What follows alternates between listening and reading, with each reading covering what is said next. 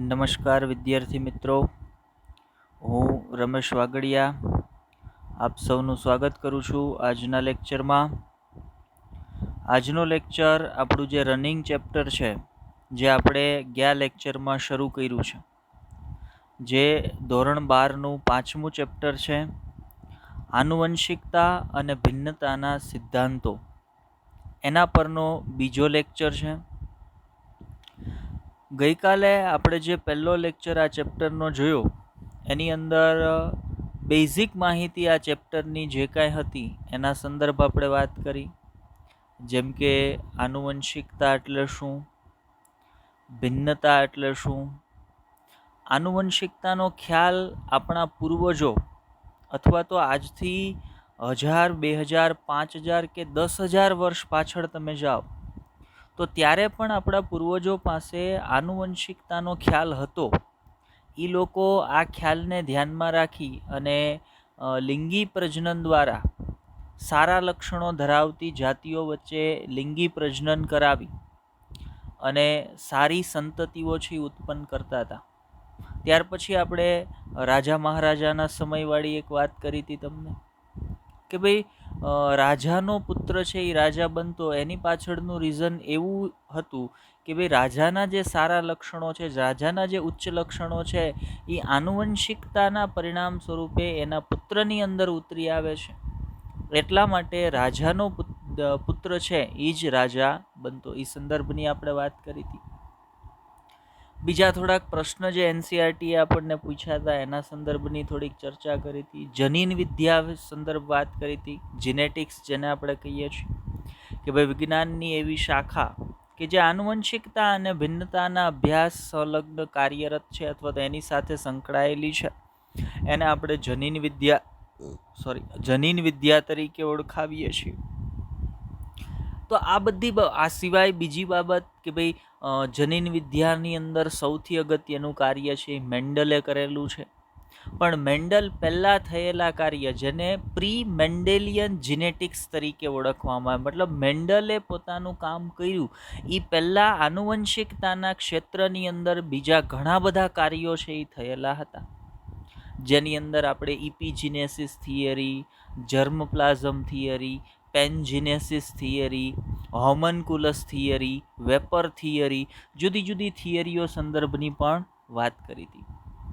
તો એ બધી બાબતોનો અભ્યાસ કરી લીધા પછી આજના લેક્ચરની અંદર આપણે કઈ મુખ્ય બાબત પર વાત કરવાની છે, તો ભાઈ આજે આપણે જે વિજ્ઞાનની શાખાનો અભ્યાસ આપણે કરી રહ્યા છીએ, જનીન વિદ્યા, જીનેટિક્સ, એના ફાધર, એની અંદર સૌથી પાયાનું કાર્ય કરનાર વૈજ્ઞાનિક જેને ક્રિશ્ચિયન ગ્રેગાર્ડ જોહાન મેન્ડલ તરીકે ઓળખવામાં આવે છે, એના સંદર્ભ આજના લેક્ચરની અંદર આપણે વાત કરવાના છીએ. આજના લેક્ચરની અંદર 2 તબક્કામાં આપણે તમને માહિતી આપવાના છીએ. શરૂઆતમાં આપણે મેન્ડલના જીવન પર થોડીક તમને માહિતી આપવાના છીએ, જે એનસીઆરટીમાં નથી પણ એની અંદરથી પ્રશ્નો પૂછાયેલા છે, એટલે આપણે એને કવર કરવું ફરજિયાત છે. અને બીજી એનસીઆરટીની થોડીક માહિતી વિશે આપણે તમને વાત કરવાના છીએ. મતલબ આપણે આજનો લેક્ચર જે 2 ચરણમાં જોવાના છીએ. જ્યાંથી એનસીઆરટીની માહિતી શરૂ થશે ત્યાંથી હું તમને વાત કરીશ. એ પહેલાંનું ઘણું બધું એવું છે કે જે ઇમ્પોર્ટન્ટ છે, જે એક્ઝામમાં પૂછાય છે, જે બધું આપણે નોટ કરવાનું છે. ચાલો, તો બીજી વધારાની વાત અહીંયા નથી કરતા, લેક્ચરની શરૂઆત કરીએ છીએ. તો દર વખતની જેમ આપણી સામે એક પીડીએફ છે, તો પીડીએફને રેફરન્સ તરીકે લેતા જઈએ અને લેક્ચરની શરૂઆત કરીએ. તો મેં તમને કીધું એમ કે આજના લેક્ચરમાં આપણે કોના વિશે વાત કરવાના છીએ, તો ભાઈ આજના લેક્ચરમાં આપણે મુખ્યત્વે વાત કરવાના છીએ ફાધર ઓફ જીનેટિક્સ, એટલે તો ભાઈ જનીન વિદ્યાના પિતા. કોણ હતા જનીન વિદ્યાના પિતા? તો આપણે શરૂ કરીએ કે ભાઈ જનીન વિદ્યાના પિતા તરીકે કોણ જાણીતું છે, તો કોને જનીન વિદ્યાના પિતા તરીકે ઓળખવામાં આવે છે, તો ભાઈ જ્યોર્જ જોહાન મેન્ડલ. પૂરું નામ ક્રિશ્ચિયન જ્યોર્જ જોહાન મેન્ડલ તરીકે જેને ઓળખવામાં આવે, G.J. મેન્ડલ તરીકે જેને ઓળખવામાં આવે છે. ઇમ્પોર્ટન્ટ બાબત છે કે જનીન વિદ્યાના પિતા કોણ છે, તો ભાઈ જનીન વિદ્યાના પિતા જ્યોર્જ જોહાન મેન્ડલ અથવા ક્રિશ્ચિયન જ્યોર્જ. આમ તો એના માટે ગ્રેગાર્ડ એવો શબ્દ વપરાય. જ્યોર્જ આપણે જે વાંચીએ છીએ ત્યાં ગ્રેગર્ડ, ક્રિશ્ચિયન ગ્રેગર ઝોહન મેન્ડલ તરીકે એને ઓળખવામાં આવે છે. તો ક્રિશ્ચિયન ગ્રેગર ઝોન મેન્ડલ ને જનીન વિદ્યાના પિતા તરીકે ઓળખવામાં આવે છે. શું કામ એને જનીન વિદ્યાના પિતા તરીકે ઓળખવામાં આવે છે? તો મેન્ડલ પહેલાં ઘણા બધા વૈજ્ઞાનિકોએ આ ક્ષેત્રની અંદર કામ કર્યું હતું, પણ એ બધા જ વૈજ્ઞાનિકો જે નહોતા કરી શક્યા આનુવંશિકતાના અને ભિન્નતાના ક્ષેત્રની અંદર જનીન વિદ્યાનો પાયો નાખવાની અંદર જે મેન્ડલનું જે કાર્ય છે એ સૌથી અગત્યનું છે. એટલા માટે મેન્ડલને જનીન વિદ્યાના પિતા તરીકેનું બિરુદ છે એ આપવામાં આવેલ છે. મેન્ડલના જીવનકાળની અંદર એની સાથે ઘણી બધી ટ્રેજેડીઓ છે એ થયેલ છે. એ જીવતા હતા ત્યાં સુધી એને પોતાને નહોતી ખબર કે પોતે વૈજ્ઞાનિક છે. બરાબર, એક એવો વૈજ્ઞાનિક, એટલો જોરદાર આપણે એમ કહી શકીએ એક વૈજ્ઞાનિક કે જેણે આટલું જોરદાર કામ કર્યું હતું, એ વૈજ્ઞાનિક જીવતો હતો ત્યાં સુધી એને એ નહોતી ખબર કે પોતે વૈજ્ઞાનિક છે કે નથી. બરાબર, ચલો આપણે આગળ વાત જેમ જેમ કરીશું એમ તમને આ બધી માહિતી છે એ સમજાશે કે ભાઈ હું શું કામ આ બધી બાબતોની ચર્ચા છે અથવા તો શું કામ આવું કહું છું અહીંયા. ચલો વાત કરીએ કે ભાઈ મેન્ડલનો જન્મ. તો ભાઈ મેન્ડલ છે એનો જન્મ જર્મનીની અંદર 1822ની સાલમાં થયો હતો. જર્મનીમાં કઈ જગ્યાએ? જર્મનીનું એક ગામ, વિલેજ છે સિલિસિયા વિલેજ. જર્મનીના સિલિસિયા વિલેજની અંદર પૂછાઈ ગયેલી બાબત છે ભાઈ, આઈએમપી. જર્મનીના સિલિસિયા વિલેજની અંદર ઈસવીસન 1822ની અંદર ક્રિશ્ચિયન ગ્રેગાર્ડ ઝોહન મેન્ડલ, જેને જનીન વિદ્યાના પિતા તરીકે આપણે ઓળખીએ છીએ, એનો જન્મ થયો હતો. જર્મનીની અંદર જન્મ લીધેલ આ જે વૈજ્ઞાનિક હતા એ કાર્ય શું કરતા હતા? તો ભાઈ એને પોતાના અભ્યાસ પછી પોતે બ્રુનની અંદર, બ્રુન એટલે જર્મનીનું એક શહેર, બરાબર, બ્રુનની અંદર એક ચર્ચમાં, જે મંદિરની અંદર પૂજારી હોય, માનો આપણે બધા જાણીએ છીએ ભાઈ મંદિરની અંદર એક વ્યક્તિ હોય કે જે ભગવાનની પૂજા કરવાનું, મંદિરનું તમામ કામ કરવાનું કાર્ય સંભાળતો હોય, એને આપણે પૂજારી કહીએ. એવી જ રીતે ચર્ચની અંદર જે વ્યક્તિ હોય, જે ચર્ચની અંદર જે પૂજારી છે, એને શું કહેવામાં આવે? તો કોઈ પાદરી. તો મેન્ડલ પણ બ્રુનના એક ચર્ચની અંદર પાદરી તરીકે કાર્યરત હતા અથવા તો કામ કરતા હતા. આ બાબત પણ અગત્યની કે ભાઈ બ્રુનના ચર્ચની અંદર પાદરી તરીકે મેન્ડલે કામ કરેલું છે. આ સિવાય મેન્ડલ છે એણે શિક્ષણ ક્ષેત્રની અંદર શિક્ષક તરીકે પણ કામ કરેલું છે. પણ એવું કહેવામાં આવે છે કે ભાઈ મેન્ડલ છે એ સારા શિક્ષક ન હતા. જો સારા શિક્ષક ન હતા એનો અર્થ એવો નથી થતો કે એની પાસે નોલેજ ન હતું. નોલેજ એની પાસે ખૂબ સારું હતું, ખૂબ જ હોશિયાર વ્યક્તિ હતા. અને હોશિયાર હતા એટલા માટે જ બીજા વૈજ્ઞાનિકો જે નથી કરી શક્યા એ મેન્ડલે કરી બતાવ્યું હતું.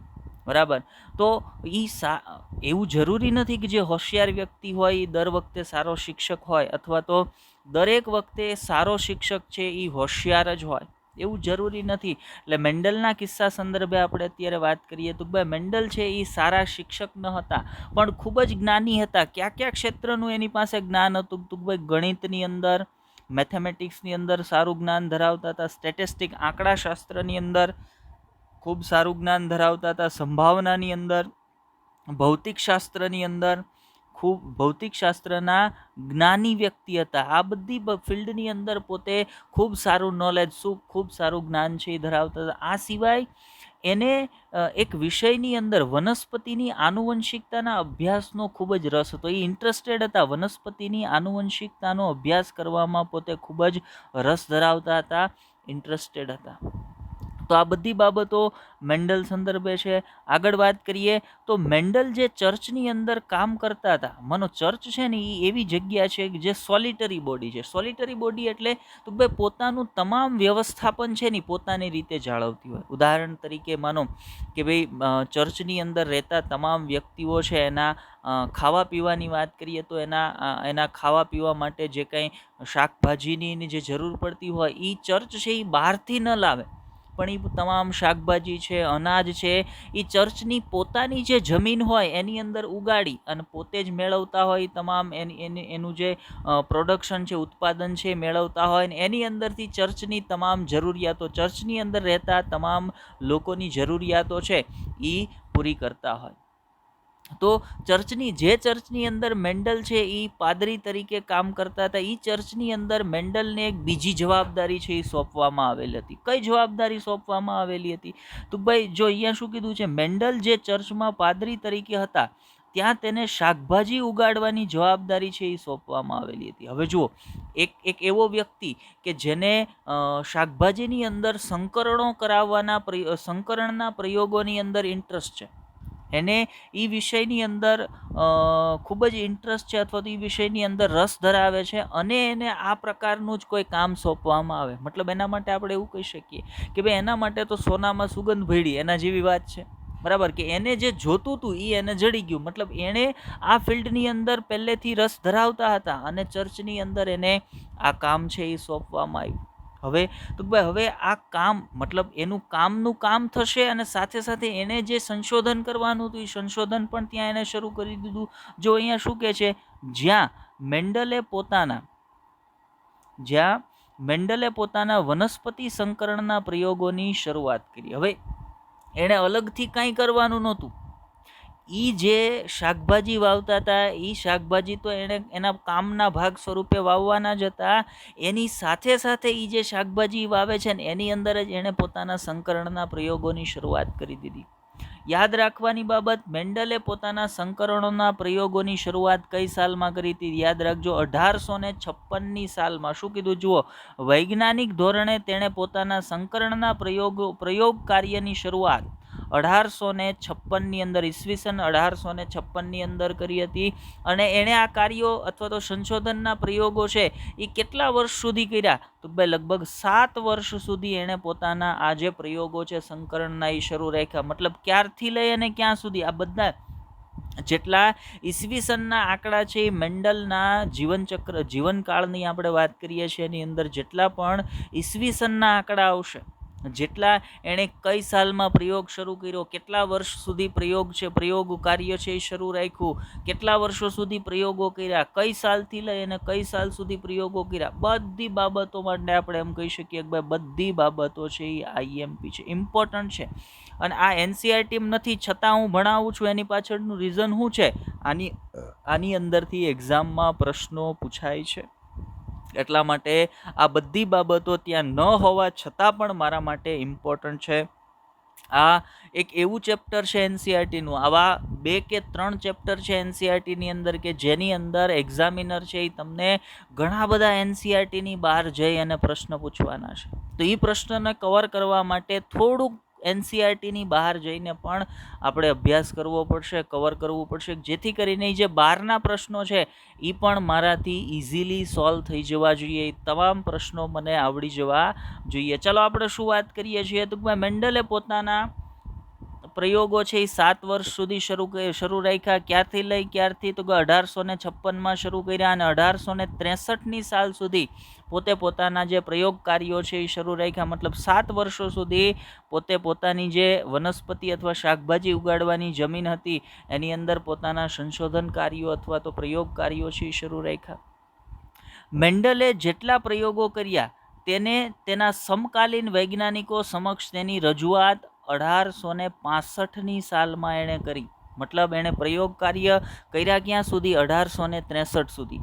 પછી 63થી લઈને 65ની સાલ સુધી પોતે જે કાંઈ સંશોધન કાર્યો કર્યા હતા એના જે કાંઈ પોતાની પાસે ડેટા હતા એ તમામ ડેટાનું કમ્પાઇલિંગ કર્યું. કેમ કે મેન્ડલ છે એ સમયના પ્રથમ એવા વૈજ્ઞાનિક હતા જેણે જીવ વિજ્ઞાનના સંશોધનની અંદર સ્ટેટિસ્ટિક, આંકડાશાસ્ત્ર, ગણિત આ તમામનો ઉપયોગ કરી અને જે પ્રયોગના રિઝલ્ટો છે ને એને આંકડા સ્વરૂપે પ્રદર્શિત કર્યા હતા.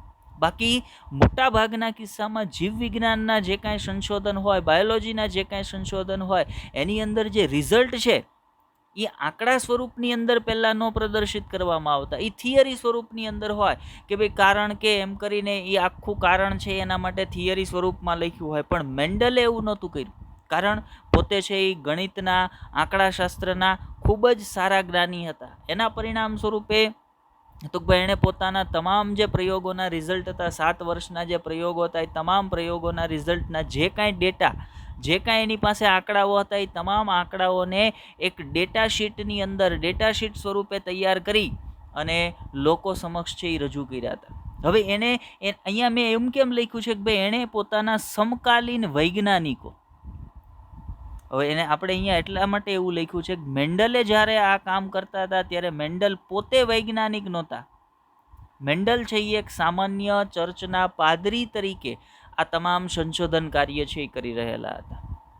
હવે કોઈ વ્યક્તિ કોઈ પ્રકારનું સંશોધન કરે તો એ સંશોધન સાચું છે, એણે કરેલું કામ બરાબર છે, એની અંદર કોઈ ભૂલ નથી, એણે જે બાબતો રજૂ કરી છે, એણે જે પરિણામો આપ્યા છે એ પરિણામો સાચા છે, ઓથેન્ટિક છે, આ કોણ ચેક કરી શકે? તો ભાઈ એના સમયના જે સારા વૈજ્ઞાનિકો હતા, હું એક બેના નામ આપું તો આપણે એના નામ આપી શકીએ કે ભાઈ નોગેલી નામના એક વૈજ્ઞાનિક હતા એના સમયની અંદર. પછી કોલ લ્યુટર કરીને એક વૈજ્ઞાનિક હતા. આ વૈજ્ઞાનિકો એના સમયના જીવ વિજ્ઞાનના ક્ષેત્રની અંદર ખૂબ જ સારું નામ ધરાવતા વૈજ્ઞાનિકો હતા. તો એણે પોતાના સમકાલીન આ જે વૈજ્ઞાનિક હતા એના સમક્ષ પોતાના જે કાંઈ વૈજ્ઞાનિક સંશોધનોના જે કાંઈ ડેટા હતા એ વૈજ્ઞાનિક સંશોધન પત્રો સ્વરૂપે રજૂ કર્યા. કઈ સાલમાં રજૂ કર્યા હતા? 1865ની સાલમાં. આગળ વાત કરીએ, તેમના વૈજ્ઞાનિક સંશોધન પત્ર 1866ની સાલમાં એક જર્નલ કોને કહેવાય? એક એવી ચોપડી, આપણે હાવ સાદી ભાષામાં વાત કરીએ તો હું તમને એવું કહી શકું, એક એવી ચોપડી કે જે સમયાંતરે પબ્લિશ થતી હોય, કે જેની અંદર વિશ્વમાં થયેલા સારા સંશોધનોના જે વૈજ્ઞાનિક સંશોધન પત્ર હોય ને એને છાપવામાં આવતા હોય. અને એને કોણ વાંચતું હોય? તો ભાઈ સારા જે રિસર્ચરો છે, સારા જે વૈજ્ઞાનિકો છે, એ વૈજ્ઞાનિકો તમામ જર્નલની અંદર છપાયેલા જે કાંઈ સંશોધન પત્રો છે ને એને વાંચતા હોય. તો એ સમયની એવી એક જર્નલ હતી. ઇમ્પોર્ટન્ટ બાબત અહીંયા બે બાબત હું તમને કહેવાનો છું. એ આઈએમપી છે અને એ પૂછાઈ ગયેલી છે એક્ઝામની અંદર, પૂછાવાની શક્યતા છે એવું હું નથી કહેતો, સ્પષ્ટપણે એવું કહું છું કે આ બંને બાબતો એક વખત બે વખત એક્ઝામની અંદર પૂછાઈ ગયેલી છે. કઈ બાબત? તો મેન્ડલના વૈજ્ઞાનિક સંશોધન પત્રો 1866ની સાલમાં કઈ જર્નલની અંદર પ્રસારિત થયા હતા, પબ્લિશ થયા હતા? તો જર્નલનું નામ છે પ્રોસિડિંગ્સ ઓફ સોસાયટી. જર્નલનું નામ શું છે? પ્રોસિડિંગ્સ ઓફ સોસાયટી નામની વૈજ્ઞાનિક જર્નલની અંદર એણે 1866ની સાલમાં પોતાના જે વૈજ્ઞાનિક સંશોધન પત્ર હતા એને પ્રસારિત કર્યા અથવા તેને પબ્લિશ કર્યા હતા. હવે માનો કોઈ પણ વૈજ્ઞાનિક સંશોધન પત્ર હોય તો એનું એક હેડિંગ હોય ને કે ભાઈ એ કઈ બાબત છે એ સૂચવે છે, એ વૈજ્ઞાનિક સંશોધન પત્ર કઈ બાબત પરનું છે. ઉદાહરણ તરીકે હું તમને એમ કહું, તમે જે પાઠ ભણવાનો શરૂ કર્યો તો એ પાઠનું એક હેડિંગ હોય ને કે જે તમને એ સમજાવે કે આ પાઠની અંદર તમે શું ભણવાના છો. એવી જ રીતે દરેક વૈજ્ઞાનિક સંશોધન પત્રનું એક હેડિંગ હોય કે એ વૈજ્ઞાનિક સંશોધન પત્ર કઈ બાબત પરનું છે. તો એવી જ રીતે મેન્ડલના જે સંશોધન પત્ર હતા ને એનું હેડિંગ શું હતું, એનું ટાઇટલ શું હતું? તો ભાઈ એનું ટાઇટલ હતું એક્સપેરિમેન્ટ ઓન પ્લાન્ટ હાઇબ્રિડાઇઝેશન, વનસ્પતિ સંકરણ પરના પ્રયોગો. એક્સપેરિમેન્ટ ઓન પ્લાન્ટ હાઇબ્રિડાઇઝેશન, વનસ્પતિ સંકરણના પ્રયોગો. શું હતું એ હતું મેન્ડલના જે વૈજ્ઞાનિક સંશોધન પત્ર હતા એનું હેડિંગ હતું. બંને બાબતો કઈ જર્નલમાં પબ્લિશ થયું હતું અને એના સંશોધન પત્રનું હેડિંગ શું હતું, બંને બાબતો એક્ઝામની અંદર ઘણી બધી વખત પૂછાઈ ગયેલી છે. બંને બાબતો ઇમ્પોર્ટન્ટ છે. કઈ સાલમાં પબ્લિશ થયા હતા, કઈ જર્નલમાં પબ્લિશ થયા હતા, એનું હેડિંગ શું હતું, બધી બાબતો છે એ ભાઈ ખૂબ જ ઇમ્પોર્ટન્ટ છે. નોટ કરજો, એને ધ્યાનમાં લેજો. ચાલો આગળ વાતને લઈ જઈએ. તો ત્યાર પછી આપણે શું વાત કરવાની છે? તો ભાઈ મેન્ડલના સંદર્ભમાં હજી થોડીક અગત્યની બાબતો વિશે વાત કરીએ. તો મેં લેક્ચરની શરૂઆતમાં તમને કીધું હતું કે મેન્ડલ એવા વૈજ્ઞાનિક હતા કે એના જીવનકાળની અંદર એની સાથે ઘણી બધી ટ્રેજેડીઓ છે એ બની હતી. એ ટ્રેજેડીની વાત હવે શરૂ થાય છે. જોઈએ શું ટ્રેજેડી બની હતી. તો એણે 1866ની અંદર પ્રોસિડિંગ્સ ઓફ સોસાયટી જર્નલની અંદર પોતાના વૈજ્ઞાનિક સંશોધન પત્ર રજૂ કર્યા. પરંતુ આ સમયે મેન્ડલના કાર્યને કોઈએ સ્વીકાર્યું નહીં. જે કાર્યને અત્યારે તમે ભણો છો, જે કાર્યને હાલના સમયમાં જેનેટિક્સ, જનીન વિદ્યાનો પાયો કહેવામાં આવે છે, એ કાર્ય મેન્ડલે જ્યારે શરૂઆતમાં રજૂ કર્યું ત્યારે એને કોઈએ, એના સમકાલીન જે વૈજ્ઞાનિકો હતા, એણે કોઈએ એ કાર્યને સ્વીકાર્યું નહીં, એને એ કાર્યને કોઈએ માન્ય ગણ્યું નહીં. પછી તો ભાઈ પછી જો એ સમયે એને કોઈ માન્ય ન ગણ્યું તો હાલ આપણને કેમ ખબર પડી કે ભાઈ મેન્ડલે આવું કંઈક કામ કર્યું હતું? તો એ સમયે મતલબ 1866માં એને કોઈ માન્ય ન ગણ્યું, પણ 1900ની સાલમાં, યાદ રાખજો સાલ ઇમ્પોર્ટન્ટ, 1900ની સાલમાં 3 વૈજ્ઞાનિકો, અને ત્રણ વૈજ્ઞાનિકો સેપરેટ કામ કરતા હતા. ત્રણેય વૈજ્ઞાનિકોએ ભેગા મળીને કામ નથી કર્યું. ત્રણ વૈજ્ઞાનિકો સ્વતંત્ર રીતે મેન્ડલના કાર્યનું પુનઃ સંશોધન કર્યું. ક્યાં 3 વૈજ્ઞાનિકો હતા? નામ ઇમ્પોર્ટન્ટ, યાદ રાખવા જેવા. એક હતા હુગો દ વ્રીસ, હોલેન્ડના સાયન્ટિસ્ટ હતા. એક હતા કાર્લ કોરેન્સન, જર્મનીના સાયન્ટિસ્ટ હતા. અને શેરમાર્ક, ઓસ્ટ્રેલિયન સાયન્ટિસ્ટ હતા. આ 3 વૈજ્ઞાનિકો, એક છે એ હોલેન્ડની અંદર પોતાની રીતે કામ કરતા હતા, એક છે એ જર્મનીની અંદર પોતાની રીતે કામ કરતા હતા, એક છે એ ઓસ્ટ્રિયાની અંદર પોતાની રીતે કામ કરતા હતા.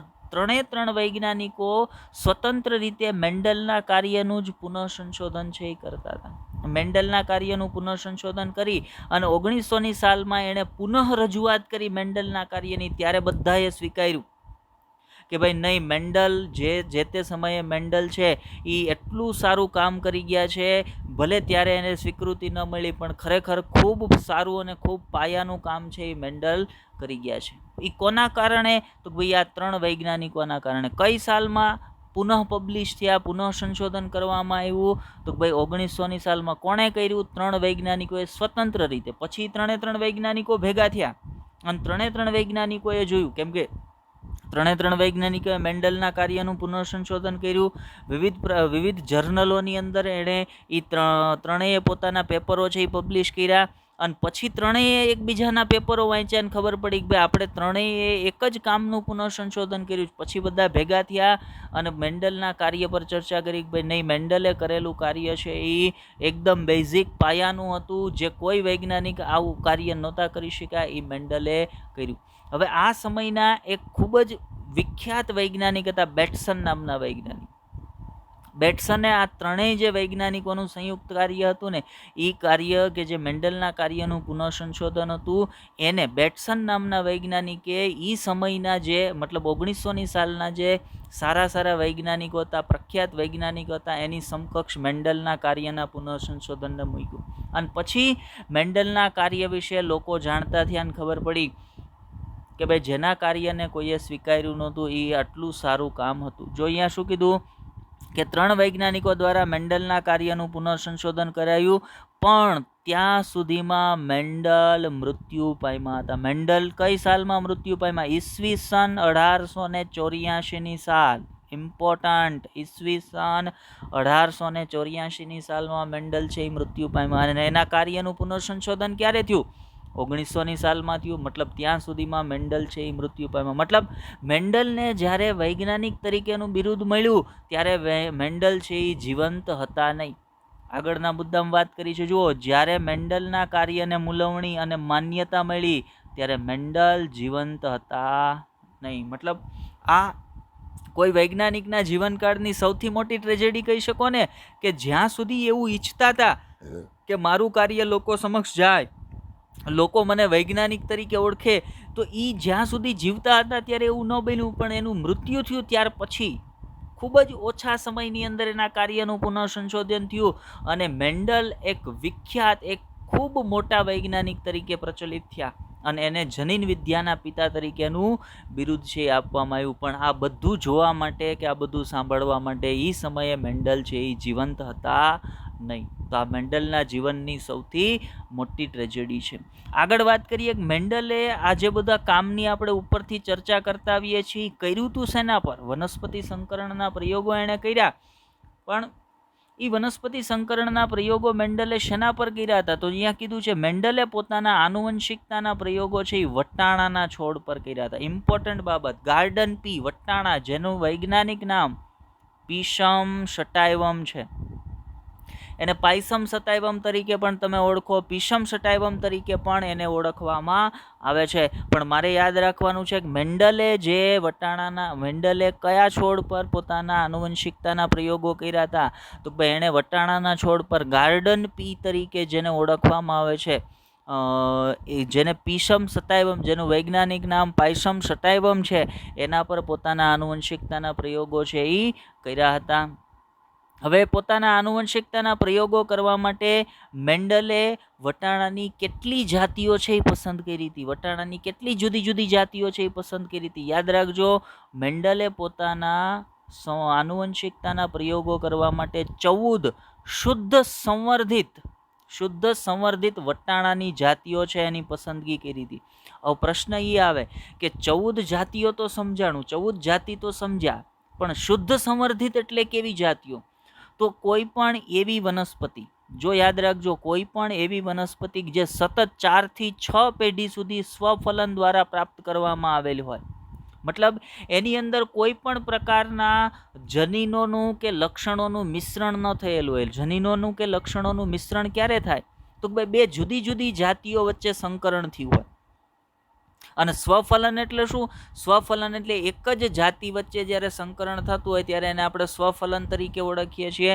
અહીંયા કોની વાત કરીએ છીએ? તો અહીંયા આપણે બે જુદી જુદી જાતિની વાત કરીએ. તો જ્યારે બે જુદી જુદી જાતિઓ વચ્ચે સંકરણ થઈ અને જે વનસ્પતિ છે એ પ્રાપ્ત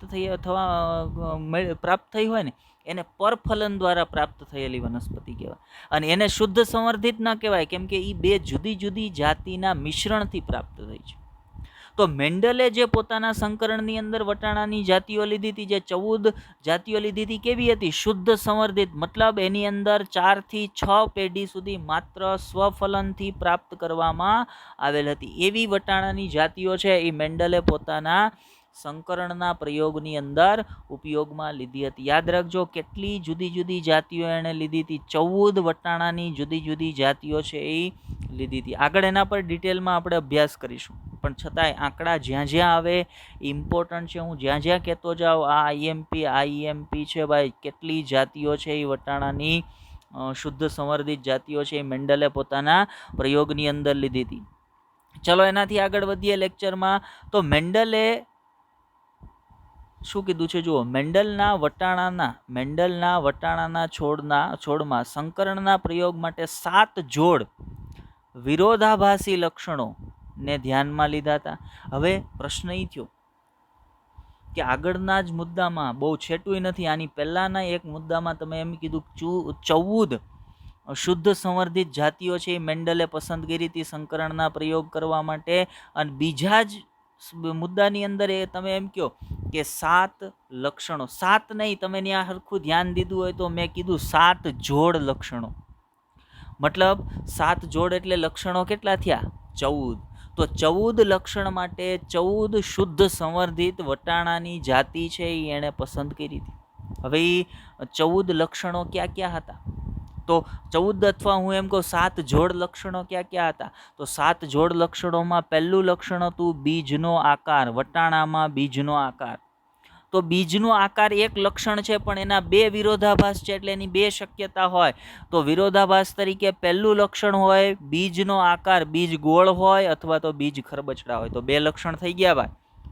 એવી જ રીતે બીજનો રંગ, તો બીજ પીળા રંગના હોય કે બીજ લીલા રંગના હોય, તો એક લક્ષણના પાછા 2 વિરોધાભાસ થયા. એટલે આમ જોવા જાવ તો 2 જ લક્ષણ, પણ એની શક્યતાઓ કેટલી થઈ? 4. એટલે કુલ લક્ષણ કેટલા થઈ જાય? 4 લક્ષણ થયા. ત્રીજું લક્ષણ પુષ્પનો રંગ, એના 2 શક્યતાઓ, કાં તો વટાણામાં જાંબલી રંગના પુષ્પ હોય કાં તો સફેદ રંગના પુષ્પ હોય, તો 6 લક્ષણો થયા. પછી વટાણાની શીંગનો આકાર, કાં તો શીંગ છે એ ફૂલેલી હોય અથવા તો શીંગ છે એ સંકુચિત થયેલી હોય, તો કેટલા લક્ષણ થયા? 8 લક્ષણો થયા. પછીનું લક્ષણ શીંગનો રંગ, શીંગ છે એ કાં તો લીલા રંગની હોય અથવા તો પીળા રંગની હોય, તો કેટલા લક્ષણ થયા? 10 લક્ષણ થયા.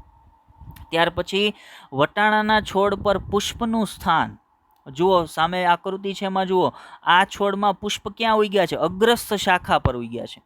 જ્યારે અહીંયા અગ્રસ્થ શાખા ખાલી છે, કઈ શાખા પર ઉગ્યા છે? પાર્શ્વસ્થ શાખા પર ઉગ્યા છે. મતલબ તો ભાઈ પાર્શ્વસ્થ શાખા અથવા કક્ષીય શાખા પર ઉગ્યા છે. તો પુષ્પનું સ્થાન કાં તો કક્ષીય હોય એટલે સાઈડમાં ઉગેલા હોય, કાં તો અગ્રીય હોય એટલે અગ્રસ્ત શાખા પર ઉગેલા હોય. તો ફરી પાછા 2 લક્ષણ એટલે 10 ને 2 કેટલા લક્ષણ થયા? 12. અને પછીનું લક્ષણ છોડની ઊંચાઈ, ઊંચા છોડ હોય અથવા તો નીચા છોડ હોય. તો કુલ કેટલા લક્ષણ થયા? 14 લક્ષણ થયા. તો દરેક લક્ષણ ધરાવતી એક શુદ્ધ સંવર્ધિત વટાણાનો છોડ, તો કુલ કેટલા છોડ એને પ્રયોગમાં ઉપયોગમાં લીધા હોય ભાઈ? 14 છોડ લીધા હોય. કેમ કે કુલ કેટલા લક્ષણો છે? 14. હા, એને તમે 7 જોડ તરીકે ઓળખાવો છો, પણ કુલ લક્ષણોની સંખ્યા કેટલી? 14. તો અહીંયા તમારી સામે, અને આ જે આકૃતિ છે એ કોની છે? એનસીઈઆરટીની જે આકૃતિ આપણે અહીંયા મૂકી છે. તો આ બધા જ લક્ષણોનું એક લિસ્ટ છે એ મારે તૈયાર કરી નાખવાનું છે. આગળ એક કોષ્ટક સ્વરૂપે હું આનું લિસ્ટ પણ તમને બતાવીશ, તો એ પણ મારે નોટ કરી લેવાનું છે અને મગજમાં રાખવાનું. કેટલા જોડી લક્ષણ? 7 જોડી લક્ષણ. કેટલા લક્ષણ? 14 લક્ષણ. કેટલી વટાણાની શુદ્ધ સંવર્ધિત જાતિઓ પસંદ કરી હતી? 14 વટાણાની શુદ્ધ સંવર્ધિત જાતિ પસંદ કરી હતી. કેમ 14? તો ભાઈ 14 લક્ષણો લીધા હતા અને દરેક લક્ષણ માટે એક શુદ્ધ સંવર્ધિત વટાણાની જાતિ, એટલે કુલ કેટલી જાતિઓ પસંદ કરવી પડી? તો ભાઈ 14 જાતિઓ પસંદ કરવી પડી હતી. ચલો, અહીંયા સુધીની વાત આપણને મગજમાં બેસી ગઈ હશે. આગળ વધીએ. હવે થોડીક બાબતોને ધ્યાનમાં લઈએ કે ભાઈ મેન્ડલે વટાણાના છોડને પ્રયોગ કરવા માટે પસંદ કર્યા. જો અહીંયા શું કીધું? મેન્ડલે વટાણાના છોડને પ્રયોગ કરવા પસંદ કર્યા. એને શું ફાયદો થયો? એને ઘણો બધો ફાયદો થયો. મેન્ડલ પહેલા બીજા જે ઘણા બધા વૈજ્ઞાનિકો છે ને, એણે આ પ્રકારના પ્રયોગો કર્યા જ હતા. સીધા મેન્ડલે જ આ પ્રયોગો કર્યા એવું નથી. આ પ્રકારના ઘણી વનસ્પતિઓના બીજ પર, ઘણી વનસ્પતિઓ પર જુદા જુદા વૈજ્ઞાનિકોએ આ પ્રકારના પ્રયોગો કર્યા હતા. જેમ કે હું એક વૈજ્ઞાનિકનું નામ આપું, કાર્લ લ્યુટર કરીને એક વૈજ્ઞાનિક હતા.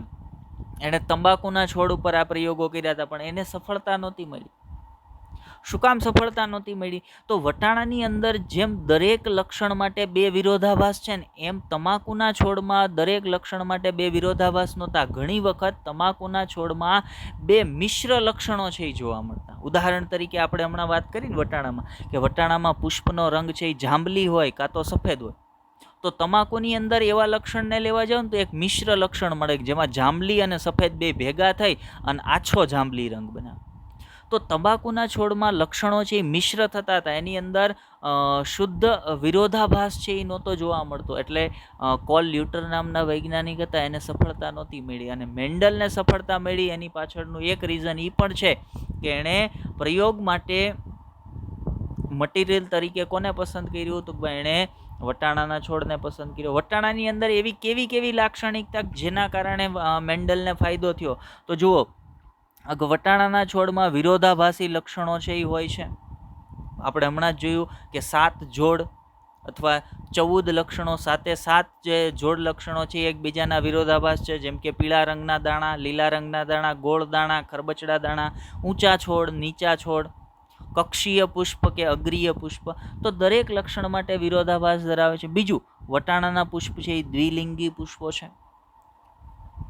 ત્રીજી બાબત, જો એની અંદર તમે પરફલન ન કરાવો, કૃત્રિમ ફલન ન કરાવો, તો સામાન્ય રીતે કયું ફલન કરશે? તો ભાઈ સ્વફલન છે એ દર્શાવતા હતા. પછી તો ભાઈ એમાં કૃત્રિમ સંકરણ કરાવવું સરળ હતું. પછી તો ભાઈ સરળતાથી એને ઉછેરી શકાતા હતા. શું કામ સરળતાથી ઉછેરી શકાય? તો ભાઈ બીજી કોઈ વનસ્પતિને માનો તમે ધ્યાનમાં લ્યો ને, તો એને ઉછેરવા માટે તમારે ખાતર નાખવું પડે, આ તે બીજા ઘણા બધા ખ્યાલ રાખવો પડે. વટાણા કયા કુળનું છે? તો ભાઈ વટાણા કઠોળ વર્ગની વનસ્પતિ છે, બરાબર. લેગ્યુમિનોઝી કુળની આપણે વાત કરીએ, જેના મૂળ પર મૂળ ગંડિકા રાઇઝોબિયમ બેક્ટેરિયા હોય જે નાઇટ્રોજન સ્થાપન કરે. એટલા માટે તમારે એનો ઉછેર કરવા માટે તો ખાતર ન છાંટવું પડે, યુરિયા ન છાંટવું પડે. મતલબ સરળતાથી એનો ઉછેર છે એ થઈ શકતો હતો. પછી બીજી અગત્યની બાબત, વટાણા 1 વર્ષાયુ વનસ્પતિ હતી. મતલબ 1 વર્ષમાં એનું જીવનચક્ર પૂરું થઈ જાય. એટલે એક પેઢીમાં તમને શું રિઝલ્ટ મળવાનું હતું? પિતૃના લક્ષણ સંતતિમાં ઉતરી આવે છે કે નથી ઉતરી આવતા, એ તમને 1 જ વર્ષમાં ખબર પડી જાય. જો કોઈ વૈજ્ઞાનિક એવી વનસ્પતિ પસંદ કરે જે બહુ વર્ષાયુ હોય, અથવા એ વનસ્પતિની ઉંમર વ્યક્તિની ઉંમર કરતાં ક્યાંય વધારે હોય, તો એની આનુવંશિકતાનો અભ્યાસ ક્યારેય કરી શકાય નહીં. એટલે હંમેશા આનુવંશિકતાના અભ્યાસમાં 1 વર્ષાયુ વનસ્પતિને પસંદ કરવામાં આવે. અને વટાણા 1 વર્ષાયુ વનસ્પતિ હતી. તો આ બધા જ એવા કારણો છે, આ બધી જ વટાણાની એવી લાક્ષણિકતા છે કે જેના કારણે મેન્ડલે વટાણા પસંદ કર્યા અને એને પોતાના સંશોધનની અંદર ફાયદો થયો. આ સિવાય બીજી બાબત પર જઈએ તો મેન્ડલની જે સફળતા રહી, મેન્ડલ સફળ થયા, એ સફળતાના શું કારણો છે એના પર એક નજર ફેરવી લઈએ કે બીજા કોઈ વૈજ્ઞાનિકોને આનુવંશિકતાના કાર્યોની અંદર આનુવંશિકતાના પ્રયોગોમાં સફળતા ન મળી, મેન્ડલને મળી, તો એની પાછળના કાર્યો શું છે? જુઓ, પહેલું અને સૌથી અગત્યનું કારણ, એણે પ્રયોગ માટે કોને પસંદ કર્યા? વટાણાના છોડને પસંદ કર્યા. સૌથી અગત્યની વાત. બીજી અને સૌથી અગત્યની બાબત, મેન્ડલે પોતાના પ્રયોગમાં એક વખતમાં માત્ર એક જ લક્ષણનો અભ્યાસ કર્યો. બીજા વૈજ્ઞાનિકોએ મેન્ડલ પહેલાં જે કામ કર્યા હતા ને આ ફિલ્ડમાં, એણે એક કરતાં વધારે લક્ષણોને એક સાથે અભ્યાસમાં લીધા હતા. જ્યારે મેન્ડલે શું કર્યું તો ભાઈ વટાણામાં ભલે 7 જોડ લક્ષણ હતા, પણ એ જ્યારે એક વખતનો પ્રયોગ કરે ને ત્યારે કોઈ એક જ લક્ષણને ધ્યાનમાં લે, બાકી બધા લક્ષણોનું જે થવું હોય એ થતું હોય. એ સંતતિમાં ઉતરી આવે છે કે નથી ઉતરી આવતા કે એમાં શું થાય છે, એ કોઈ અવલોકન નહીં લેવાનું. એક વખત પ્રયોગ કરીએ ત્યારે એણે એક જે લક્ષણ નક્કી કર્યું છે, માત્ર એ એક જ લક્ષણની આનુવંશિકતા પર ધ્યાન કેન્દ્રિત કરવાનું. ઉદાહરણ તરીકે, પિતૃ પેઢી તરીકે એણે એક ઊંચો છોડ અને એક નીચો છોડ લીધો, એ બંને વચ્ચે સંકરણ કરાવ્યું. એને પહેલી જે પેઢી મળી ને એ પેઢીની F1 પેઢી કહેવાય. પિતૃ છે એને P પેઢી કહેવાય. પિતૃની જે પેઢી છે જેમાં એણે પિતૃ તરીકે 2 છોડ લીધા હતા એને P પેઢી કહેવાય. પછી એના સંકરણના પરિણામે પહેલી જે પેઢી મળે ને એને F1 પેઢી કહેવાય. F1 પેઢીમાં જે છોડ મળ્યા એની અંદર પિતૃના કયા કયા લક્ષણો આવ્યા એ બધા લક્ષણો નથી જોતા, એણે નક્કી કરેલ માત્ર એક જ લક્ષણને જોતા, જેથી કરીને વૈજ્ઞાનિક છે ને કન્ફ્યુઝ ન થાય. માત્ર એણે એક જ લક્ષણ પર ધ્યાન દેવાનું કે ભાઈ એની આનુવંશિકતા થઈ છે કે એની આનુવંશિકતા નથી થઈ. તો આ કારણ પણ એક હતું મેન્ડલની સફળતાનું. એ પછી તો કે ભાઈ મેન્ડલ પ્રયોગના પરિણામની આંકડાકીય જાળવણી કરી હતી. મતલબ એણે 7 વર્ષ સુધી પ્રયોગ કર્યા તો એ માત્ર પ્રયોગ કરવા ખાતર પ્રયોગ નહોતા કરતા, એને જે કાંઈ પણ રિઝલ્ટ મળ્યા, જેટલા પણ અવલોકનો મળ્યા, એ તમામ અવલોકન છે એ એણે લખી રાખ્યા હતા, એની આંકડાકીય જાળવણી કરી હતી. અને એ આંકડાકીય જાળવણી એણે કરી હતી એટલા માટે જ આ તમામ કાર્ય છે એને પ્રસારિત કરી શક્યા, એને પબ્લિશ કરી શક્યા અને લોકો સુધી પહોંચાડી શક્યા. પછીનું આપણે કારણ આપીએ કે મેન્ડલે દરેક લક્ષણનો અભ્યાસ કમસે કમ 3 પેઢી સુધી કર્યો. એવું નહીં કે ભાઈ 2 પિતૃ વચ્ચે સંકરણ કરાવ્યું અને એની જે સંતતિ મળી એની આનુવંશિકતા નોંધી એટલે કામ પૂરું. નહીં, એણે શું કર્યું? પિતૃ લીધા, એની વચ્ચે સંકરણ કરાવ્યું, જે પેઢી મળી એના છોડ વચ્ચે સંકરણ કરાવ્યું, ત્રીજી જે પેઢી મળી ને એ ત્રીજી પેઢીની અંદર કયા પ્રકારની આનુવંશિકતા આવી ને એ આનુવંશિકતાના અવલોકનો લીધા. મતલબ એણે કમસે કમ દરેક છોડમાં એક લક્ષણ માટે 3 પેઢી સુધી તો અભ્યાસ ફરજિયાતપણે કર્યો. તો આ પણ એક કારણ હતું એની સફળતાનું. હવે સફળતાના કારણો જોઈ લીધા, બીજી બાબત એક જોઈએ આપણે મેન્ડલની નિષ્ફળતાના કારણો. તો આપણને પ્રશ્ન એ થાય કે ભાઈ મેન્ડલ નિષ્ફળ ક્યાં રહ્યા? એ તો સફળ રહ્યા, એટલે તો આપણે એનો અભ્યાસ કરીએ છીએ, એનું જે સંશોધન છે એનો અભ્યાસ કરીએ. નહીં, મેન્ડલ સફળ રહ્યા એમ ક્યારે કહેતા આપણે? તો એણે જ્યારે 1965-66ની સાલમાં પોતાના સંશોધન પત્ર રજૂ કર્યા ત્યારે જ એના સંશોધન પત્ર છે એ સ્વીકારાઈ ગયા હોત ને ત્યારે જ મેન્ડલને વૈજ્ઞાનિક તરીકેનું બિરુદ મળી ગયું હોત ને તો આપણે એમ કહેત કે ભાઈ મેન્ડલ સફળ રહ્યા. 1965-66માં જ્યારે સંશોધન પત્ર રજૂ થયા ત્યાંથી લઈને 1900ની સાલમાં જ્યારે પહેલા 3 વૈજ્ઞાનિકોએ મેન્ડલના કાર્યનું પુનઃ સંશોધન કર્યું ત્યાં સુધી મેન્ડલને કોઈ ઓળખતા નહોતા. એ એની નિષ્ફળતા. તો એનાય થોડાક કારણો જોઈ લઈએ કે મેન્ડલ સાથે આવું શું કામ બન્યું. તો એનું એક કારણ મેન્ડલના પરિણામોની જાળવણીનો અભિગમ નવો હતો. મતલબ મેં પહેલાં કીધું ને, અત્યાર સુધી મતલબ મેન્ડલના કાર્ય પહેલાં જેટલા જીવવિજ્ઞાનના સંશોધન હોય ને એના પરિણામ છે ને એ થિયરી સ્વરૂપે રજૂ કરવામાં આવતા, લખાણ સ્વરૂપે રજૂ કરવામાં આવતા. જ્યારે મેન્ડલે શું કર્યું હતું તો ભાઈ આંકડાકીય માહિતી આપી હતી, એણે ડેટા આપ્યા હતા, એણે સંખ્યાકીય માહિતી આપી હતી, આંકડાકીય માહિતી આપી હતી. એવું શું કામ? તો ભાઈ એટલા માટે પોતે ગણિતના આંકડાશાસ્ત્રના તજજ્ઞ હતા, એ જાણકાર હતા એટલા માટે. તો એ એક અભિગમ નવો હતો. એટલે બીજા જે વૈજ્ઞાનિકો એના સમયના હતા જેણે એનું કાર્ય તપાસવાનું હતું એને એવું લાગ્યું કે ભાઈ આ કોઈ જીવવિજ્ઞાનનું સંશોધન નથી લાગતું, આ કોઈ ગણિતનું કે આંકડાશાસ્ત્રનું સંશોધન છે. એટલે એણે કોઈએ એના પર ધ્યાન આપ્યું નહીં અને એને સ્વીકાર્યું નહીં.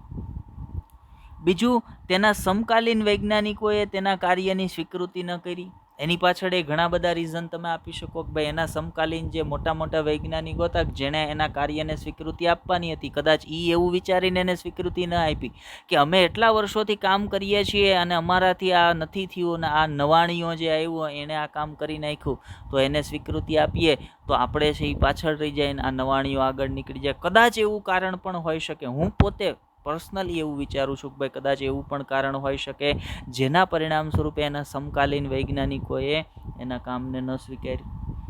પછી મેન્ડલ પોતે જ કોઈ વિખ્યાત વૈજ્ઞાનિક ન હતા.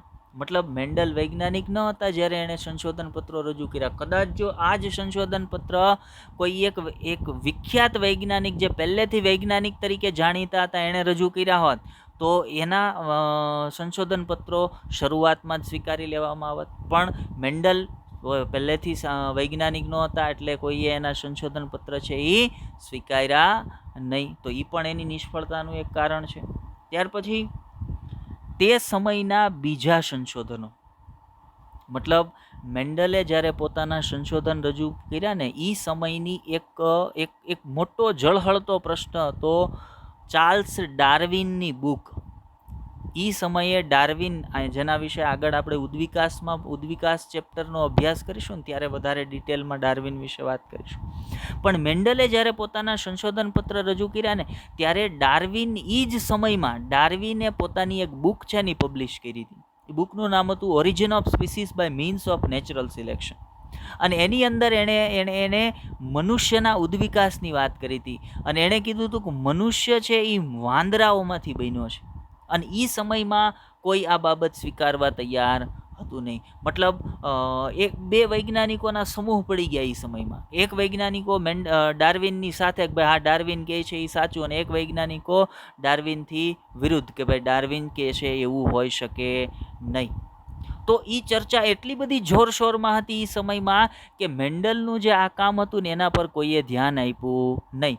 એના કારણે પણ મેન્ડલનું સંશોધન છે એ ત્યારે પબ્લિશ ન થયું, ત્યારે સ્વીકારવામાં ન આવ્યું. તો આ બધા જ કારણો તમે આપી શકો મેન્ડલની નિષ્ફળતા માટે. ચલો એનાથી આગળ જઈએ. આમ તો આટલી વાત છે એ આપણે અહીંયા કરવાની હતી. હવે જતાં આપણે જતા રહીશું NCERT, આપણી સૌથી વાલી બુક જે છે એના પર જતા રહીએ. તો NCERTની શરૂઆત કરીએ આપણે. NCERTમાં આજે કઈ બાબત પર વાત કરવાની છે? જો અહીંયા આજે જેટલી બાબતો NCERTની આપણે વાત કરવાના છે ને એ બધી બાબતો આગળ આપણે ડિટેલમાં, મતલબ આ જ લેક્ચરમાં શરૂઆતમાં જે મેં વધારાનો પોર્શન બનાવ્યો ને ત્યાં મેં બધી તમને સમજાવી દીધી છે. એટલે NCERTને આપણે એક એક મુદ્દો જોતા જશું એટલે ઓટોમેટિકલી બધી બાબતો આપણને ધ્યાનમાં આવતી જશે. કેમ કે આગળ જ લેક્ચરની શરૂઆતમાં જે વધારાનું આપણે જોયું ને એની અંદર આ બધી બાબતોનો ડિટેલમાં આપણે અભ્યાસ કર્યો છે. જોઈએ તો શું કહે છે, 19મી સદીના મધ્યમાં આનુવંશિકતાને સમજવા માટે પ્રગતિ થઈ શકી. 19મી સદીના મધ્યમાં એટલે 1865-66ની સાલ, 1856 થી 1863ની સાલ કે જ્યારે મેન્ડલે પોતાના કાર્યો શરૂ કરી દીધા હતા. 1865-66ની સાલ કે જ્યારે મેન્ડલે પોતાના સંશોધન પત્રો રજૂ કરી દીધા હતા. કયો સમય હતો? એ 19મી સદીનો મધ્યાહન હતો, મધ્ય સમય હતો 19મી સદીનો. એટલે અહીંયા એવું NCERTએ લખ્યું છે કે 19મી સદીના મધ્યમાં આનુવંશિકતાને સમજવા માટે આપણે પ્રગતિ કરી રહ્યા હતા. બીજું, કોના કારણે?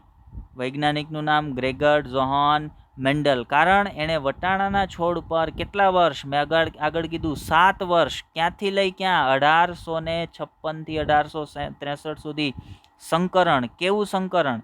જો એણે કૃત્રિમ સંકરણ, જેને પ્રેરિત સંકરણ અથવા પ્રેરિત પ્રજનન તરીકે પણ ઓળખવામાં આવે, કૃત્રિમ સંકરણ તરીકે પણ ઓળખવામાં આવે, એના પ્રયોગો કર્યા હતા. હવે કૃત્રિમ સંકરણ, પ્રેરિત સંકરણ છે એ આપણા માટે નવો શબ્દ નથી. આપણે ભણી ગયા છીએ ઇમેસ્ક્યુલેશન, બેગિંગ, આ બધું આપણે કૃત્રિમ સંકરણમાં આગળના ચેપ્ટરમાં ભણી ગયા છીએ. તો અહીંયા વટાણાના છોડ પર એણે જે સંકરણ કરાવ્યું ને એ કૃત્રિમ સંકરણ હતું. શું કામ એણે કૃત્રિમ સંકરણ કરાવ્યું? તો ભાઈ એણે બે પિતૃ જે લીધા હતા એ બે પિતૃ વચ્ચે સંકરણ કરાવવાનું હતું. કોઈ પણ વનસ્પતિની પરાગરજ એણે પસંદ કરેલો જે છોડ હતો એના પરાગાસન પર આવીને છોડનું ફલન કરી દે એવું ન ચાલે. એણે જે પસંદ કરેલો છોડ હોય એની જ પરાગરજ છે એ બીજો જે પસંદ કરેલો છોડ હતો, બીજો જે પિતૃ હતો એ છોડના પરાગાસન પર આવવી જોઈએ. અને એવું ક્યારે શક્ય બને? તો ભાઈ એવું સ્વફલનની અંદર શક્ય ન બને. પ્રાકૃતિક રીતે, કુદરતી રીતે જો પરાગનયન થવા દેવામાં આવે શક્ય ન બને તો એના માટે કેવું સંકરણ કરાવવું પડે? તો ભાઈ પ્રેરિત અથવા કૃત્રિમ સંકરણ કરાવવું પડે. એટલા માટે અહીંયા કીધું છે કે મેન્ડલના સંકરણો કેવા હતા? તો ભાઈ પ્રેરિત પ્રજનન અથવા પ્રેરિત સંકરણના પ્રયોગો હતા, તથા તેના આધારે સજીવોની આનુવંશિકતાના નિયમો છે ને એ મેન્ડલે રજૂ કર્યા. હવે નિયમો શું શું છે તો એની ચર્ચા આગળ ચેપ્ટરની અંદર આપણે કરીશું. એણે એક સંકરણનો પ્રયોગ, દ્વિસંકરણનો પ્રયોગ, એના આધારે વિશ્લેષણનો નિયમ આપ્યો, મુક્ત વિશ્લેષણનો નિયમ આપ્યો, પ્રભુતાનો નિયમ છે એ આપ્યો. આ બધા નિયમો છે એણે પોતાના સંશોધન પરથી આપ્યા. એ બધાની ચર્ચા ડિટેલમાં આપણે ચેપ્ટરમાં આગળ જેમ વધશું એમ કરવાની થશે. અત્યારે માત્ર તો ભાઈ આ જે પ્રેરિત સંકરણના પ્રયોગો એણે કર્યા એના પરથી આ તમામ નિયમો છે એ એણે રજૂ કર્યા હતા. આગળ વાત કરીએ તો મેન્ડલના આનુવંશિકતાના સંશોધન દરમિયાન સૌપ્રથમ આંકડાકીય પૃથ્થકરણ, ગાણિતિક તર્કનો ઉપયોગ જીવવિજ્ઞાનની સમસ્યાના સમાધાન શોધવા માટે કરવામાં આવ્યો હતો અથવા થયો હતો. શું કામ? મેં આગળ કીધું મેન્ડલ છે એ ગણિતના, આંકડાશાસ્ત્રના સારા જ્ઞાની હતા. એટલે એણે જે રિઝલ્ટો રજૂ કર્યા ને એ રિઝલ્ટો એણે થિયરી સ્વરૂપમાં નહીં પણ એણે આંકડાકીય પૃથ્થકરણ અને ગાણિતિક તર્ક સ્વરૂપમાં પોતાના રિઝલ્ટ છે એ રજૂ કર્યા હતા. પછીની બાબત પર જઈએ. તેમના પ્રયોગોમાં નમૂનાઓની વિશાળ સંખ્યા હતી. હવે એને આપણે જે આગળ વાત કરી ને કે એણે વટાણાના છોડ ઉપર પ્રયોગ કર્યા હતા, તો એણે પ્રયોગ કરવા માટે 1 કે 2 વટાણાના છોડની, હા, જાતિઓ કેટલી? 14 શુદ્ધ સંવર્ધિત જાતિઓ. પણ જ્યારે આમાંથી કોઈ બે વિરોધાભાસ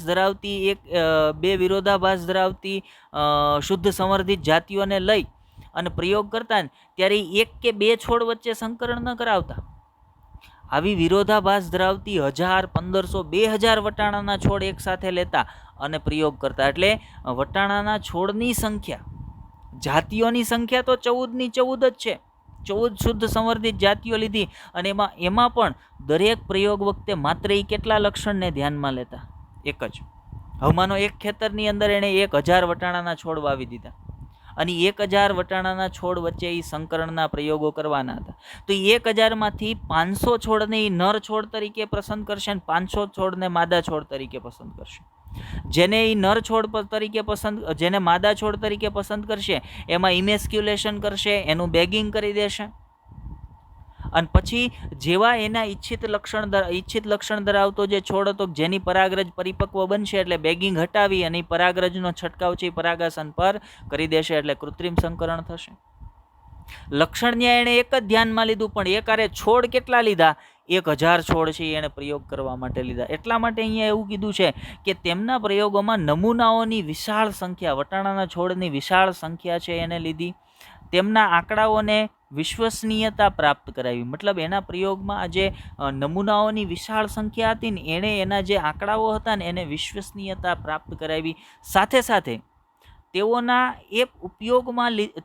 ઉપયોગમાં લીધેલા છોડની ઉત્તરોત્તર પેઢી પર કરવામાં આવેલ પ્રયોગો અને સફળ ધારણાઓએ સિદ્ધ કર્યું કે તેમના પરિણામો છે ને એ ભ્રામક નથી. મતલબ મેં કીધું ને આગળ આપણે કીધું હતું કે એણે એક વખત એક પેઢી વચ્ચે જ સંકરણ નહોતું કરાવ્યું. એણે જે પણ પ્રયોગ કર્યા એ કમસે કમ કેટલી પેઢી સુધી કર્યા? કમસે કમ 3 પેઢી સુધી કર્યા. અને એનાથી એક બાબત સિદ્ધ થઈ ગઈ કે એણે કરેલું જે સંકરણ છે અથવા તો એણે રજૂ કરેલા જે પરિણામો છે એ પરિણામ એમનેમ કાલ્પનિક નથી, ભ્રામક નથી, પણ એ ખરેખર સિદ્ધ થયેલા પરિણામો છે. કારણ જો તમે કોઈ પ્રયોગ એક વખત કરો અને તમને જે રિઝલ્ટ મળે એમાં એમ કહી શકાય કે થોડું ઘણું વેરિએશન હોય, પણ એકનો એક પ્રયોગ તમે 5 વખત કરો અને 5 વખત એક સરખું રિઝલ્ટ મળે ને તો તમે સ્પષ્ટપણે એમ કહી શકો કે હા મને મળેલું રિઝલ્ટ છે ને એ સાચું છે, કેમ કે 5 વખત મને એ જ રિઝલ્ટ મળે છે. એટલે એ બાબત વિશે વાત કરી કે એણે જે સતત પેઢી દર પેઢી ઉત્તરોત્તર પેઢી દર પેઢી જે પ્રયોગો કર્યા ને એના કારણે એવું સિદ્ધ થયું કે એના જે પરિણામો છે એ ભ્રામક નથી પણ સાબિતી સાથેના સિદ્ધ કરેલા પરિણામો છે. ચલો આગળ વાત કરીએ. ત્યાર પછીની બાબત પર જઈએ તો ત્યાર પછી મેન્ડલના સંદર્ભે આપણે વાત કરવાની છે કે મેન્ડલે વટાણાના છોડના એ લક્ષણો પર સંશોધન કર્યા કે જે હંમેશા વિરોધાભાસી હતા. એણે એક પણ એવું લક્ષણ નહોતું લીધું વટાણાના છોડમાં જેનો વિરોધાભાસ ન હોય. મતલબ એણે માનો કે દાણાનો રંગ લીધો તો એમાં વિરોધાભાસ હતો, કાં તો પીળા રંગના દાણા હોય અથવા લીલા રંગના. દાણાનો આકાર લીધો તો કાં તો ખરબચડા દાણા હોય અથવા તો લીસા દાણા હોય. છોડની ઊંચાઈ લીધી તો કાં તો ઊંચા છોડ હોય અથવા તો નીચા છોડ હોય. મતલબ એણે એવા જ લક્ષણો વચ્ચે સંકરણ કરાવ્યું અથવા એવા જ લક્ષણો ધ્યાનમાં લીધા હતા કે જે વિરોધાભાસ ધરાવતા હોય. જો ઉદાહરણ તરીકે ઊંચા અને નીચા છોડ, પીળા અથવા તો લીલા બીજ, બીજના રંગ વિશે વાત કરી, પીળા અથવા લીલા બીજ. આના કારણે શું થયું હતું કે આના કારણે તેમને આનુવંશિકતાના નિયમ માટે આધારભૂત માળખું તૈયાર કરવામાં સહાય મળી. હવે એ એવું કરે કે ભાઈ એક વખત રેન્ડમલી કોઈ પણ લક્ષણ વચ્ચે સંકરણ કરાવે અથવા તો આનુવંશિકતા માટે એની તપાસ કરે તો એ જે પરિણામ મળે ને એ પરિણામથી આનુવંશિકતા માટેનું માળખું ન તૈયાર કરી શકે. શું કામ ન કરી શકે? તો ભાઈ ત્યાં દરેક વખતે લક્ષણ બદલી જતા હોય. પણ અહીંયા તો એણે હંમેશા એવા જ લક્ષણને લીધા કે જે વિરોધાભાસ હોય, એટલે એનું પરિણામ મળે ને એ બેમાંથી એક જ મળે, મિશ્ર ન મળે, બેમાંથી એક જ મળે. કે ઊંચા અને નીચા છોડ વચ્ચે એણે સંકરણ કરાવ્યું તો જે સંતતિ પ્રાપ્ત થશે ને એ સંતતિ કાં તો ઊંચી મળે ને કાં તો નીચી મળે. એના કારણે એને આનુવંશિકતાના નિયમોનું આધારભૂત માળખું તૈયાર કરવા માટે સહાય મળી ગઈ. ત્યારબાદની વાત કરીએ તો ત્યારબાદના વૈજ્ઞાનિકોએ તેનો વિસ્તાર કર્યો. કોણ? 3 વૈજ્ઞાનિકો જેની મેં વાત કરી, કાર્લ કોરેન્સર, હુગો દ વ્રીસ અને શેરમાર્ક. તો એણે એના કાર્યનો વિસ્તાર કર્યો જેનાથી વિવિધ કુદરતી નિરીક્ષણ અને તેમાં નહિવત જટિલતાનું સ્પષ્ટીકરણ થઈ શક્યું. મતલબ મેન્ડલના કાર્યની અંદર અમુક જે બાબતો હતી જે હજી થોડીક જટિલતા ધરાવતી હતી, એ જટિલતાનું સોલ્યુશન કોણે કર્યું? તો ભાઈ એના પછીના જે વૈજ્ઞાનિકો હતા જેણે મેન્ડલના કાર્યને પુનઃસંશોધિત કર્યું, એણે આ બધી બાબતોનું સ્પષ્ટીકરણ કર્યું. અને જેના કારણે બધી જ બાબતો મેન્ડલે જે રજૂ કરી હતી એ રજૂ કરેલી બાબતો એકદમ સ્પષ્ટ થતી ગઈ અને જાણકારી મળી કે ભાઈ હા, મેન્ડલે કીધેલી બાબતો છે એ ખોટી નથી, બધી જ સાચી બાબતો રજૂ કરેલી છે. ચલો આગળ વાત કરીએ તો મેન્ડલે આવા અનેક શુદ્ધ સંવર્ધિત વંશક્રમ વતનની જાતિઓને લઈ અને કૃત્રિમ પરપરાગનયનના પ્રયોગો પ્રેર્યા. પરપરાગનયન આપણે જાણીએ છીએ, કૃત્રિમ પરાગનયન છે એ આપણે જાણીએ છીએ. છતાંય મેં અહીંયા એક ફોટોગ્રાફ રાખ્યો હતો પણ એ ફોટોગ્રાફ છે એ કોઈ કારણસર આવ્યો નથી. કંઈ વાંધો નહીં. ચલો તો પરપરાગનયન વિશે આપણે અગાઉ ભણી ગયા છીએ. આપણે જાણીએ છીએ કે ભાઈ જ્યારે પરપરાગનયન કોને કહેવાય? બે જુદી જુદી વનસ્પતિઓના પુષ્પ વચ્ચે જ્યારે પરાગરજની આપલે થાય, મતલબ એકના એક પુષ્પમાંથી પરાગરજ નીકળીને એના એ પુષ્પના પરાગસન પર પહોંચે તેને સ્વપરાગનયન કહેવાય. પણ બે જુદી જુદી વનસ્પતિ, ઊંચો છોડ એક વનસ્પતિ અલગ છે, નીચો છોડ એક વનસ્પતિ અલગ છે, તો ઊંચા છોડની પરાગરજ નીચા છોડના પુષ્પ પર જઈ અને એનું ફલન કરે તો એ પરાગનયનને કેવું કહેવાય? તો એને પરપરાગનયન કહેવાય. બીજી અહીંયા એક વાત યાદ રાખજો કે વટાણા છે એ કેવા પુષ્પ ધરાવે? દ્વિલિંગી. તો એની અંદર પરપરાગનયન કરવું હોય તો ઇમેસ્ક્યુલેશન કરવું પડે. ઇમેસ્ક્યુલેશન એટલે શું? તો ભાઈ પુષ્પની અંદરથી પુંકેસરોને કાપી નાખવામાં આવે, એને ઇમેસ્ક્યુલેશન કહેવાય. પછી તો ભાઈ કોથળી ચડાવવાની પ્રક્રિયા જેને બેગિંગ કહેવામાં આવે એ પણ કરવું પડે. તો પરપરાગનયનને પ્રેરી શકાય અથવા કૃત્રિમ સંકરણને પ્રેરી શકાય. એના પછીની વાત જોઈએ. ત્યાર પછી કઈ બાબત જોવાની છે? તો મેન્ડલે 14 શુદ્ધ સંવર્ધિત વટાણાની જાતિઓને પસંદ કરી હતી. તો ઉપર આગળ મેં તમને ક્યાંક આના વિશે વાત કરેલી છે. અને શુદ્ધ સંવર્ધિત જાતિઓ એટલે કેવી જાતિઓ એના વિશે પણ તમને વાત કરી છે. જે કોઈ એક લક્ષણને બાદ કરતા અન્ય લક્ષણોમાં સમાન હોય છે. આ મુદ્દો સહેજ કન્ફ્યુઝ કરે એવો છે. ચલો એને ક્લેરિફાય કરીએ કે એક લક્ષણને બાદ કરતા અન્ય લક્ષણોમાં સમાનતા ધરાવતા હશે. તો એક લક્ષણ એટલે કયું લક્ષણ? ઊંચો છોડ અને નીચો છોડ. તો એ એક લક્ષણ થઈ ગયું છોડની ઊંચાઈ. તો એ બંને છોડ આ એક લક્ષણ છોડની ઊંચાઈ આ એક લક્ષણમાં જુદાપણું ધરાવતા છે, બાકી તમામ લક્ષણોમાં સમાનતા ધરાવતા છે. કે બેયની અંદર પુષ્પો પણ સફેદ છે, એ બેયની અંદર પુષ્પો અગ્રીય ઉગે છે કે કાં તો બેયમાં કક્ષીય ઉગે છે, બેયના દાણા છે એ પીળા છે, બેયના શીંગનો રંગ છે એ પીળો છે, બેયની શીંગ છે એ સંકુચિત થયેલી છે, બાકી તમામ લક્ષણો સમાન હશે. માત્ર એક લક્ષણ જુદું હશે. કયું? તો ભાઈ છોડની ઊંચાઈ, એટલે કે એક ઊંચો હશે અને એક નીચો હશે.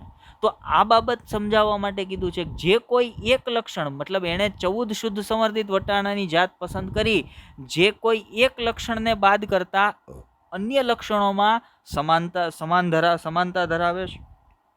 ત્યાર પછી જુઓ, તેમાંથી પસંદ કરેલ કેટલાક વિરોધાભાસી લક્ષણો જેવા કે ગોળ અને ખરબચડા બીજ, પીળા અને લીલા બીજ, ફૂલેલી અને સંકુચિત શીંગ, લીલી અથવા પીળી શીંગ, ઊંચા અથવા નીચા છોડ, તો આ બધા જ વિરોધાભાસી લક્ષણો છે. તો જે છોડ એને પસંદ કર્યો હશે ને એ છોડ આમાંથી કોઈ એક લક્ષણમાં સમાનતા નહીં ધરાવતો હોય, બાકી તમામ લક્ષણોમાં સમાનતા ધરાવતો હશે. હવે આ બધા જ લક્ષણોને આ બધા જ લક્ષણોને આપણે નોટ કરવાના છે ફરજિયાતપણે. એનસીઈઆરટી બુકની અંદર તમે જોશો તો આ બધા જ લક્ષણોનું એક સરસ મજાનું કોષ્ટક છે એ તમને બનાવી દીધું છે. એ કોષ્ટકને ફરજિયાતપણે આપણે બધાએ આપણી નોટની અંદર ઉતારવાનું છે, ફરજિયાતપણે બધાએ લખવાનું છે. એ કોષ્ટકનો ફોટોગ્રાફ પણ આપણે અહીંયા પીડીએફની અંદર રાખ્યો હતો, પણ કોઈ કારણસર નથી આવ્યો. કશો વાંધો નહીં, એનસીઈઆરટીમાં છે, એનસીઈઆરટીનો જ ફોટોગ્રાફ આપણે લીધો હતો. તો આપણે જે નોટ બનાવીએ છીએ નોટની અંદર અહીંયા એ કોષ્ટક છે, એ કોષ્ટકને આપણે અહીંયા બનાવશું ને એની અંદર જે તમામ 7 જોડ વિરોધાભાસી લક્ષણો છે એનું એક લિસ્ટ છે એ આપણે તૈયાર કરીશું.